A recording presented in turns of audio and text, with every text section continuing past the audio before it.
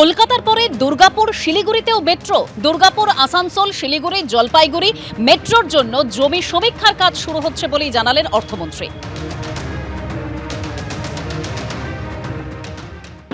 দুর্গাপুর, আসানসোল ও শিলিগুড়ি, জলপাইগুড়ির মধ্যে মেট্রো সংযোগ চালু করার লক্ষ্যে প্রকল্পে সম্ভবত আমরা একটা টেকনো ইকোনমিক সার্ভে স্টাডি করার আরম্ভ করেছি।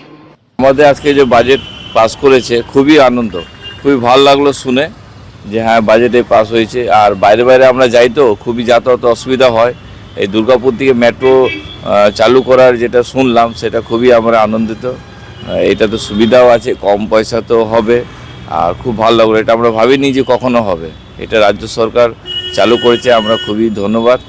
প্রত্যেকটা সেক্টর, দুর্গাপুর এবং আসানসোলে একটা ইন্ডাস্ট্রিয়াল বেল্ট এবং এখানে প্রতিনিয়ত জিটি রোডে প্রতিদিন অ্যাক্সিডেন্ট হয়। যদি মেট্রো রেল প্রকল্প যদি এখানে জন্য ইমপ্লিমেন্ট হয় আমাদের জন্য একটা বিশাল প্রাপ্তি।